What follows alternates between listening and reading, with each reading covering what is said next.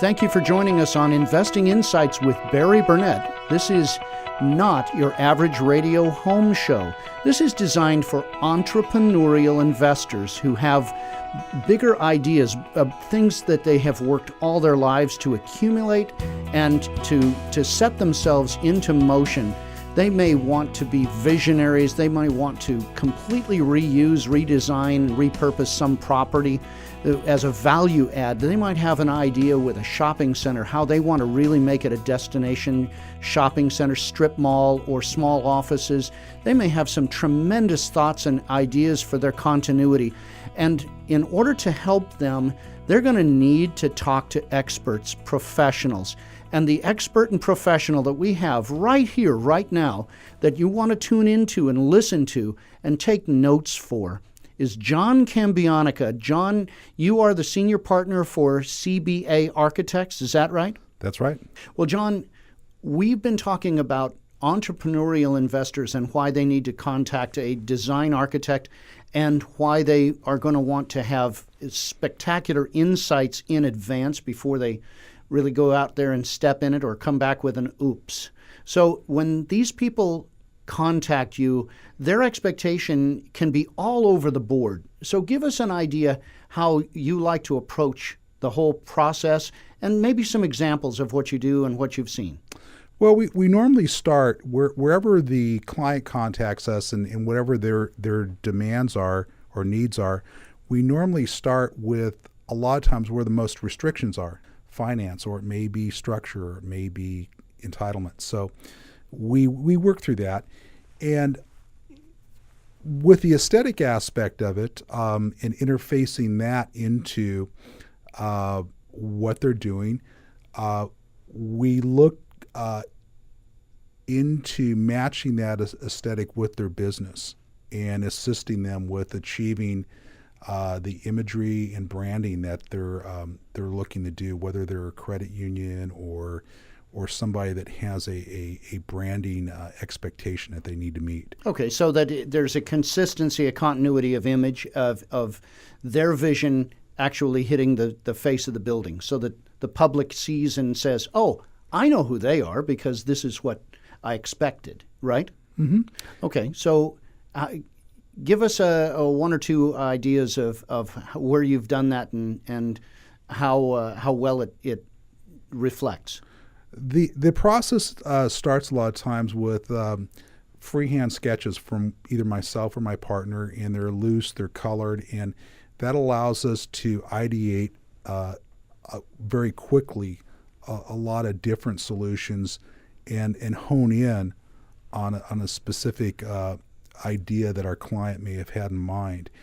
And then as the project develops or the design develops, the presentation drawings tighten up, and a lot of times we end up with either virtual models and fly-throughs around buildings. And those virtual models do help quite a bit with understanding the final aspect of the project and what it's going to look like. It shows the immediate context and surroundings. So it brings it off the page and makes it something that the client can understand, can see, can kind of visualize a little more thoroughly than a 2D model? Absolutely. And okay.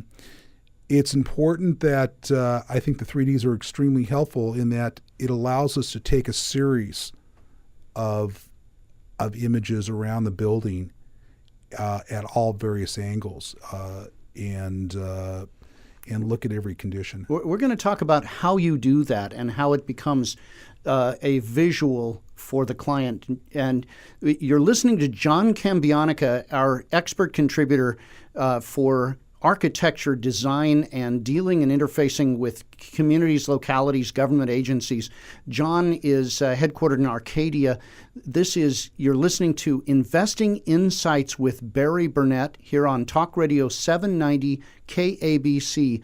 John, let's think about the things that you do to make it come alive off of a 2D where you just pen and ink like your uncle from Caltech and JPL thought that's all you ever did.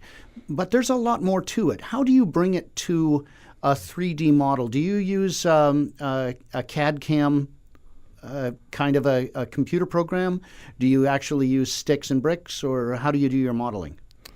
We use a lot of CAD modeling, and not to say that physical models are a thing in the past. We still use them. The CAD models allow us to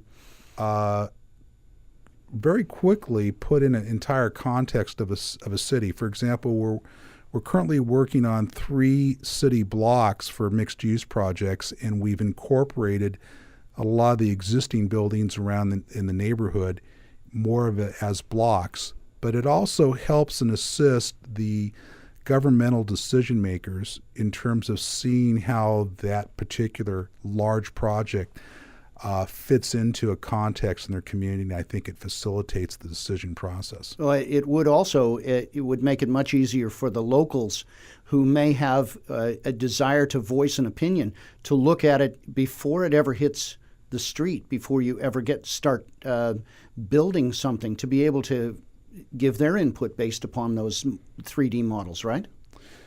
It does. And we even try to get the locals involved at some point, even with the early freehand sketches. And so that also allows us to incorporate community ideas into the design, especially for a discretionary type of approval. Okay. So that really would streamline the approval system, but do you feel like it also comes out with a better product?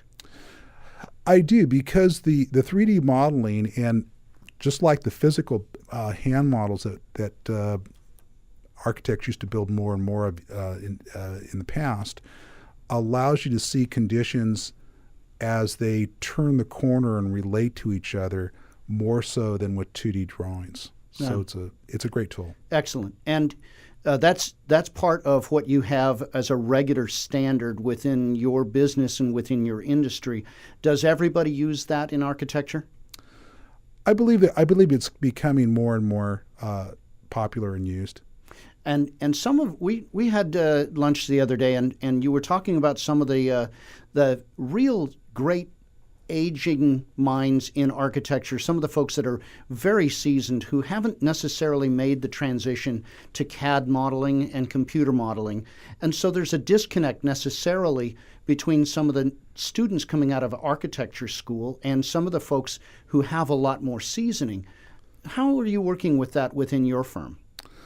Well, we're blessed to have some younger talent on our firm who are actually just wizards on the computer. Both my partner and I work on the computer a lot, yet the people who have gone through the training in school and know these 3D programs inside and out are just amazing.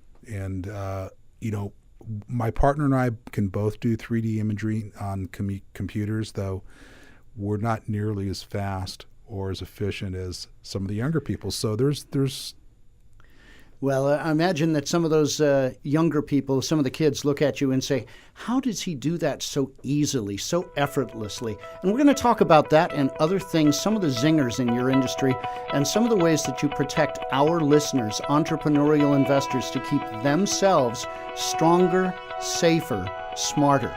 This is Investing Insights with Barry Burnett here on Talk Radio 790 KABC. We will be right back.